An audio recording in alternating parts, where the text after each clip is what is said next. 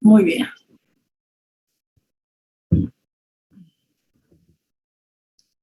Pues vamos a empezar a ver el tema de ovarios. Habíamos mencionado en algún momento que los ovarios son considerados por algunos como los órganos únicamente o en su totalidad que son intraperitoneales, ¿no? Los ovarios tienen mucho peritoneo, están rodeados de peritoneo. Son glándulas mixtas que van a tener una secreción exócrina, que son los óvulos, por supuesto. Tienen una secreción endocrina, que son las hormonas responsables de los caracteres sexuales secundarios. Los ovarios se localizan en la cavidad pélvica, a los lados del útero, y tienen una forma de almendra, dicen algunos autores, una forma aplanada, y más o menos este es el peso que se menciona ahí en la diapositiva y las medidas. Son glándulas pequeñas en realidad, no son muy grandes, y el peso lo refieren en 8 gramos, pero dicen los diferentes autores que después del periodo menstrual disminuye en 1 o hasta 2 gramos después del periodo menstrual. O sea, en realidad pues son muy chiquitos, pesarían entre 6 y 7 gramos después del periodo menstrual, ¿no? Su coloración también ya la habíamos mencionado, es un color blanco nacarado, muy característica esta coloración en el ovario, ¿no? Por ahí la clase pasada habían preguntado acerca de lo que es el epóforo. Tanto el epóforo como el paróforo son, pues, restos embrionarios, ¿no? En particular, el epóforo se va a localizar a un lado de lo que es la tuba uterina, y específicamente se localiza entre lo que es la tuba uterina y el borde anterior del ovario. Está localizado ahí en el mesovario, este epóforo. Y el paróforo se localiza en el ligamento ancho, a un lado de lo que es el útero. Entonces, pero estos son restos embrionarios que la vez pasada habían comentado ahí. Específicamente el epóforo está en el mesovario, entre lo que es la tuba uterina y el borde anterior del ovario. Ahora, el ovario está contenido en una especie de fosa, o le llaman foseta ovárica, y a través de esta foseta establece relaciones el ovario con estructuras vecinas, ¿no? Habíamos visto, es el ligamento ancho, que decíamos que del ligamento ancho se desprende lo que es el mesovario para recubrir al ovario, y también el mesosalpinx. Aquí totalmente rodeado de peritoneo está el ovario, ¿no? Y decíamos, está en la cavidad pélvica, a los lados, en las partes laterales de la cavidad pélvica, a los lados de lo que es el útero, y en el extremo distal de la tuba uterina, ¿no? En relación directa con lo que es el pabellón o infundíbulo de la tuba uterina. Y esa es la fosa o foseta ovárica, en donde está contenido el ovario, ahí en la excavación pélvica, y a través de esta establece relaciones importantes como el uréter. Aquí vemos el descenso del uréter en su paso hacia la vejiga, por supuesto parte de los vasos ilíacos, y también por supuesto lo que es la arteria uterina, ¿no?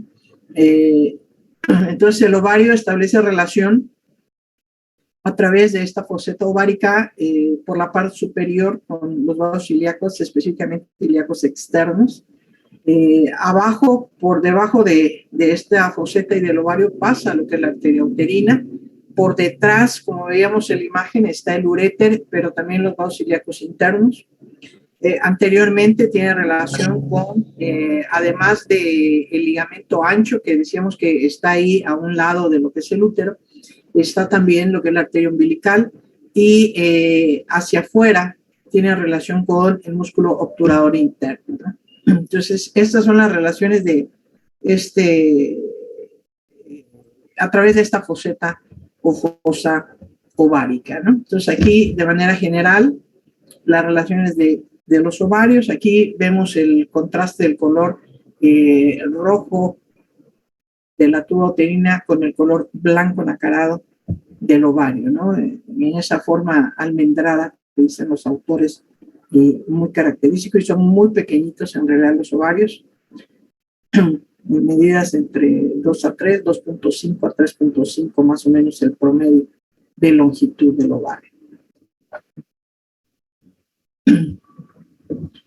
Muy bien, entonces, dada esta forma, que aquí sí se ve muy bien como forma almendrada, debido a esta forma, el ovario va a presentar dos caras, una cara superointerna o superomedial, que está en relación aquí con la tuba uterina, tiene una cara inferoexterna o inferolateral, que es la que directamente se acomoda en lo que es la foseta ovárica, y tiene dos bordes, un borde posterior que no tiene mayor relevancia, el borde anterior sí la tiene porque en el borde anterior se localiza el hilio ovárico, o mejor dicho, el borde anterior es considerado como el hilio del ovario, es decir, a través de este borde anterior entran los vasos ováricos. Y a nivel del mesovario se da la anastomosis de los vasos ováricos. Y tiene dos polos, un polo superior y un polo inferior. El polo superior, aquí en relación directa con lo que es la tuba uterina, un polo inferior en relación con una proyección hacia lo que es el útero, y ahí hay un ligamento que se inserta en este polo inferior que sirve como medio de fijación para el ovario, que tiene muchos medios de fijación. Este es el medio de fijación que estábamos mencionando, insertado aquí en el polo inferior, este ligamento útero ovárico, que va del polo inferior del ovario hacia el ángulo uterino. Es el ligamento útero-ovárico, o conocido también como ligamento propio del ovario. Aquí habíamos visto, cuando veíamos la tuba uterina, que decíamos que una de las franjas o de las fimbrias de la tuba uterina es más larga y se prolonga hasta el polo superior del ovario y se inserta ahí. Esta es la famosa franja de Richards, que habíamos mencionado, el epónimo así, o la franja tubo ovárica o ligamento tubo ovárico, que es otro de los medios de fijación del ovario. También en este mismo polo superior se inserta el ligamento lumbo-ovárico, que va del polo superior hacia la cara anterior de las vértebras lumbares. Este ligamento lumbo-ovárico también es conocido como ligamento suspensor del ovario.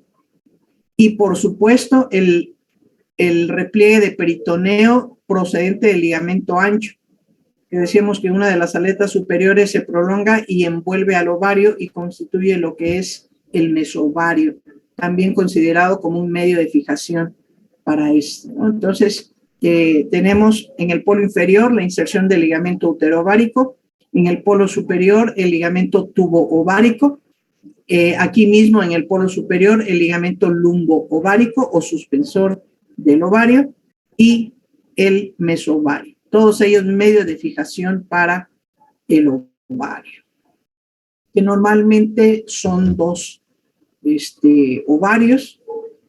Puede haber ausencia de uno, rara vez hay más de dos ovarios, ¿no? Ahora, ¿cómo está constituido el ovario? Decíamos, el borde anterior se caracteriza porque es considerado como el hilio del ovario. A través de él entran los diferentes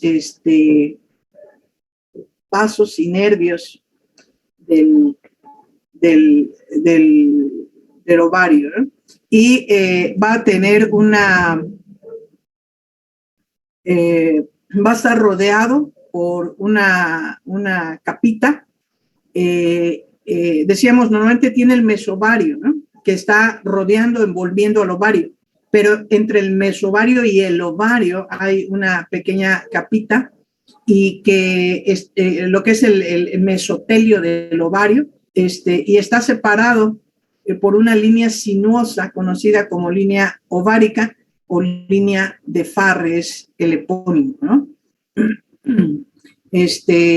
Por supuesto, en el ovario vamos a encontrar vamos a encontrar folículos en diferente etapa de maduración.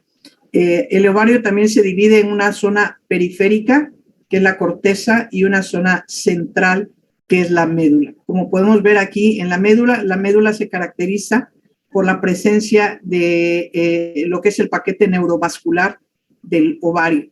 Encontramos vasos, o sea, arterias, venas, linfáticos y, por supuesto, nervios, ¿no? Todo el paquete neurovascular ovárico está concentrado, por decirlo de algún modo, aquí a nivel de lo que es la zona central conocida como médula. Esa es la médula ovárica. Y entonces decíamos aquí, normalmente el ovario está rodeado por el mesovario, está envuelto por él, lo recubre por completo. Pero entre lo que es el ovario y la capa más externa del ovario, que se conoce como epitelio germinal, decíamos, hay una división entre esta línea y aquí afuera, hacia afuera, pudiéramos esquematizar otra línea que representaría lo que es el mesoovario. Entonces, entre el mesovario, aquí hacia afuera, y esta línea, que es el epitelio germinal, hay como una zona de transición entre el mesotelio propio del mesovario y lo que es esta capa conocida como epitelio germinal. Esa línea sinuosa se conoce con el epónimo de línea de Farre o es línea mesoovárica. Yo le esquematicé así una línea sinuosa porque así es como la refiere la literatura. Y tenemos entonces como capa más externa después del mesovario el epitelio germinal, que le llamaron así epitelio germinal porque antiguamente creyeron que normalmente a nivel de esta capa era donde se producían las diferentes células del ovario que estaban produciendo los óvulos, ¿no?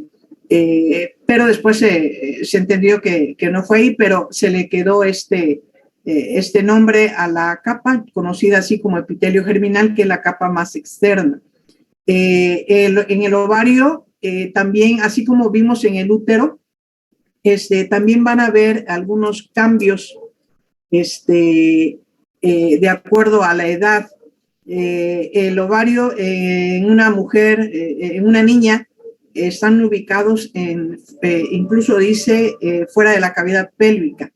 Y conforme el crecimiento de la niña empiezan a disminuir, están ocupando primeramente lo que es la pelvis mayor y luego la pelvis menor, hasta que normalmente quedan ubicados donde habitualmente los conocemos, ¿no? Conforme empieza la adolescencia, o sea, en la niñez, el ovario tiene una superficie lisa, pero cuando llega a la adolescencia y que inicia la pubertad y que inicia la ovulación, recuerde que mes con mes, y hace rato lo mencionábamos, la secreción exócrina del ovario es el óvulo que sale. Entonces tiene que salir del ovario y sale a través de él y entonces empieza a dejar en el ovario cicatrices por donde va saliendo.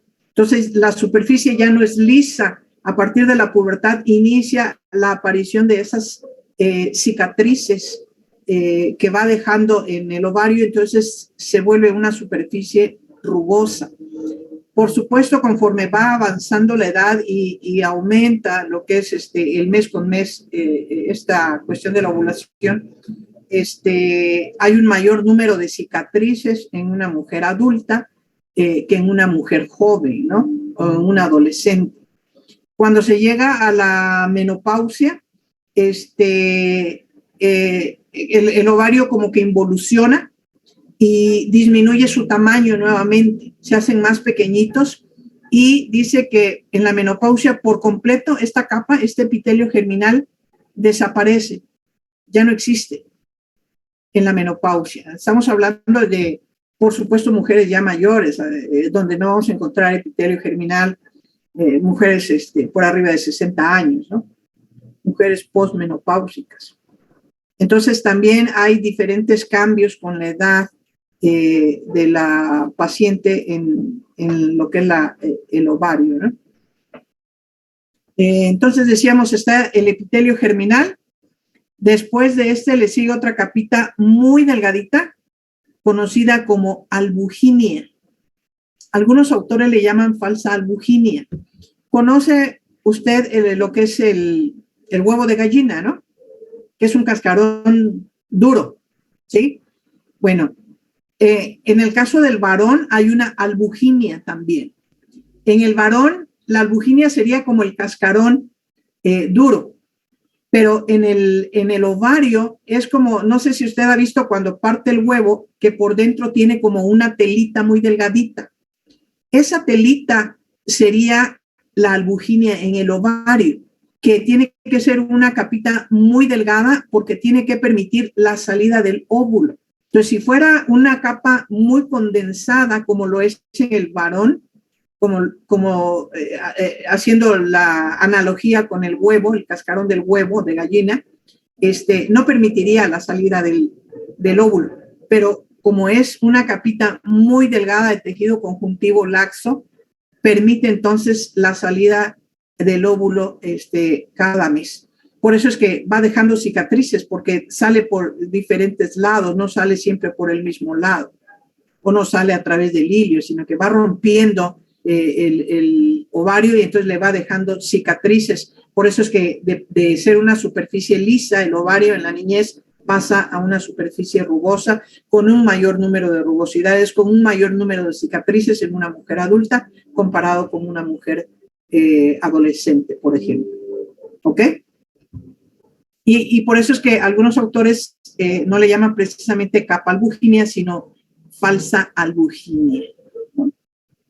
Después, por supuesto, tenemos lo que es el ovario y decíamos, este ovario va a estar dividido en una parte periférica, que es la corteza, y una parte central, que es la médula. Decíamos, a nivel de la médula encontramos el paquete neurovascular ovárico.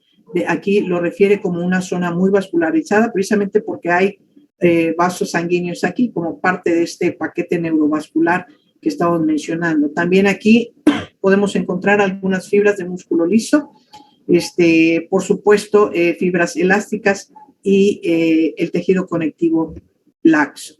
A nivel de la corteza, decíamos, encontramos los folículos ováricos en diferente etapa de maduración. Eso, por supuesto, ustedes lo vieron en embriología con un poquito más de detalle. Estos folículos van a permitir finalmente lo que es la salida del ovocito a través del ovario, ¿no? Y que es captado por la tuba uterina. También encontramos células conocidas como células foliculares o células de la granulosa. Estas células de la granulosa son las células encargadas de dar el aporte nutricio a la célula del ovario, que es el ovocito, ¿no? Además, las células de la granulosa permiten también la secreción de estrógenos, porque esto es parte de lo que es la secreción endocrina del ovario, ¿no? Que decíamos que estas hormonas son las responsables de esos caracteres sexuales secundarios.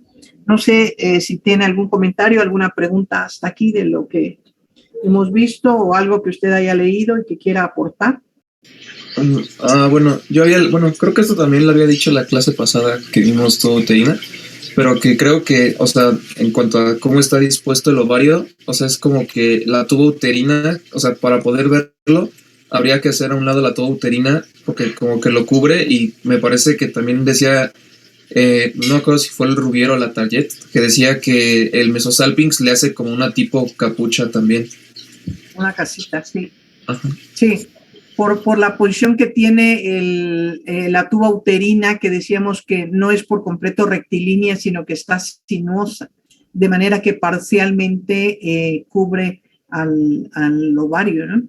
Y precisamente entre lo que es la tuba uterina y el borde anterior del ovario, dentro de lo que es el mesovario, encontramos el epóforo que mencionaban la clase pasada y que son restos embrionarios ahí localizados, ¿no? A diferencia del paróforo, que está a un lado del útero en el ligamento ancho. ¿Ok? Gracias, David. ¿Alguien más? ¿Algún comentario? Yo tengo una duda. ¿La línea de Farre es lo mismo que el epitelio germinativo? No. Me regreso tantito. Aquí está. La línea de Farre, mire, se lo voy a esquematizar aquí en el pizarrón.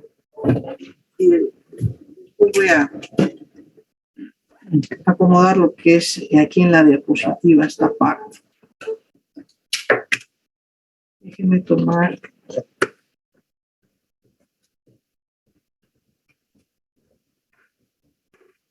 Está como está ahí en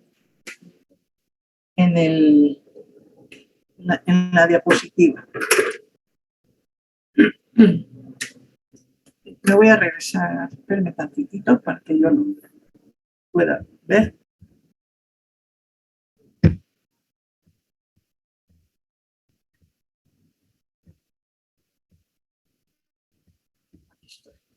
Ok, entonces tenemos lo que es el ovario, ¿ok?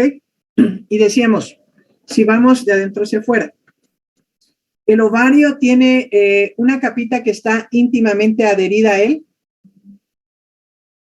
que es la albuginia que habíamos dicho, o falsa albuginia, que le llaman así algunos autores.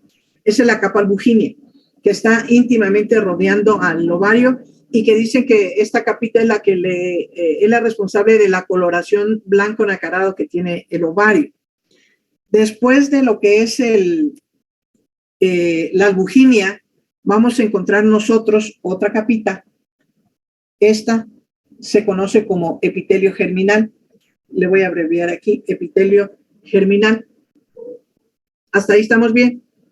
Después del epitelio germinal, tenemos nosotros otra capita que se llama mesovario.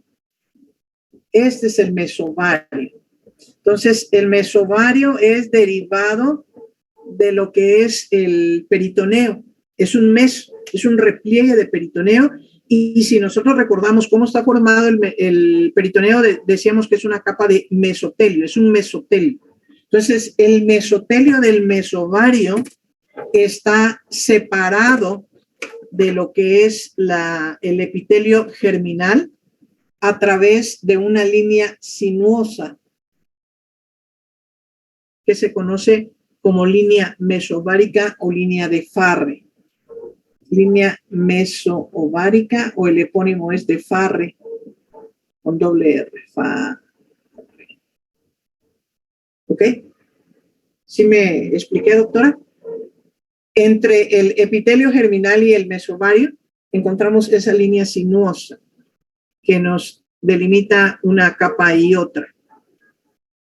¿Sí quedó? Sí, gracias. Ok. Entonces, la línea de Farre, o esta línea sinuosa, está entre el epitelio germinal y el mesotelio del mesovario. ¿Ok? ¿Alguna otra cosa, doctores? ¿Algo más que quieran comentar? Bueno, más que es como duda.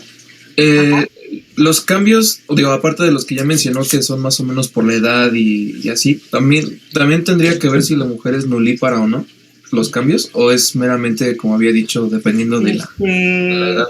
No. El embarazo aquí no tiene nada que ver, porque con el embarazo solamente los cambios ocurren a nivel del útero. El ovario se encarga de producir el óvulo, sale del ovario, lo capta la tuba y lo lleva a la ampolla para que ahí se dé la fecundación, y ya fecundado va hacia la cavidad uterina para que ahí se desarrolle y crezca y demás. Pero a nivel de ovario, no, porque solamente está produciendo y no pasa nada. Más que los cambios pertinentes de la edad que hemos mencionado con lo que va ocurriendo con lo que es la menstruación.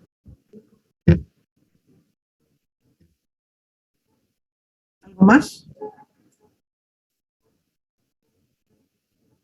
¿Doctores? ¿Alguna otra cosa que quiera comentar?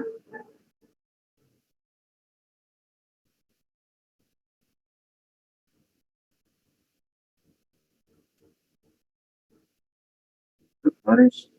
Profesora, ¿hablar aquí de los folículos primordiales también entraría o eso ya es como tema aparte? A ver, otra vez. Digo, hablar de los folículos primordiales y ello en su desarrollo, también va con, ¿no? Ya sería parte, ¿verdad? Sería parte de la constitución, pero porque les comentaba, hay folículos en diferente etapa de maduración, hay folículos de Graf y demás, pero eso ya lo vieron, no sé si lo ven en embrio o en histo, no sé muy bien en dónde, pero ya lo vieron, ¿no? Entonces yo, de hecho, brevemente lo estoy mencionando aquí. Bueno, gracias, sí. Ajá. O sea, con esto que hemos mencionado es suficiente para lo que es la constitución anatómica. Sí, profesor, gracias. ¿Alguna otra cosa, doctores?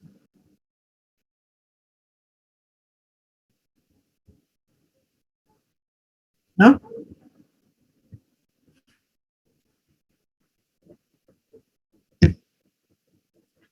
No hay más que comentar, que decir.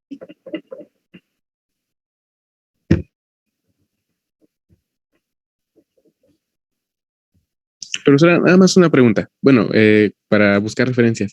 ¿Dónde puedo encontrar eso del ovario? Es que yo lo leí en el Rubier y en el PRO, pero pues no viene mucho así de las capas. Nada más maneja únicamente una. ¿Qué es cuál? El mesovario. ¿Mande? ¿Qué capa maneja? Bueno, es que habla del epitelio ovárico, pero como tal nada más lo habla Epitelio como ovárico o epitelio germinal. Ajá. Y de la falsa albuginia, pero nada más la menciona, no la habla así a detalle. Ajá. ¿Dónde encontré esto? Mire, la verdad no me acuerdo porque yo consulto muchos libros. Entonces, déjeme volver a checar. Me parece que es parte del García Porrero. Pero déjeme checar bien y mañana le confirmo la literatura, en particular de esto que estamos mencionando aquí, ¿no? No recuerdo ahorita. Sí, profesora, gracias. Perdón, me falta la irrigación, inervación.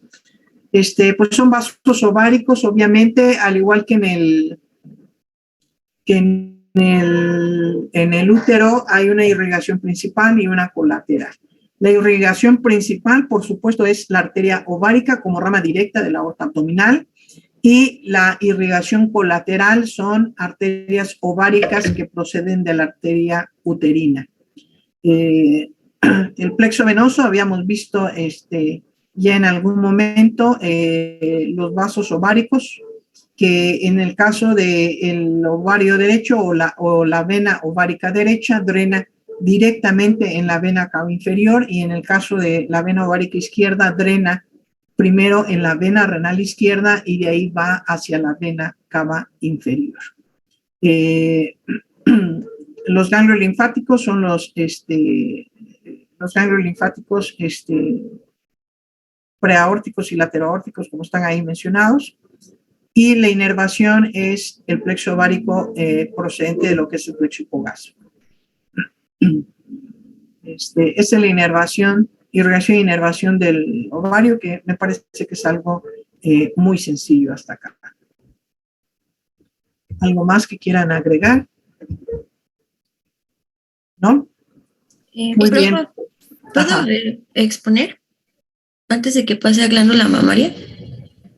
Me parece que usted tiene algo de ovario, ¿no? Poliquístico. ¿Qué me comentaba la vez pasada? Enfermedad inflamatoria pélvica. Enfermedad pélvica inflamatoria. Ok. ¿Sí? Profesora, ¿yo puedo pasar después de Evelyn? ¿Cuál es el tema? Síndrome de ovario poliquístico.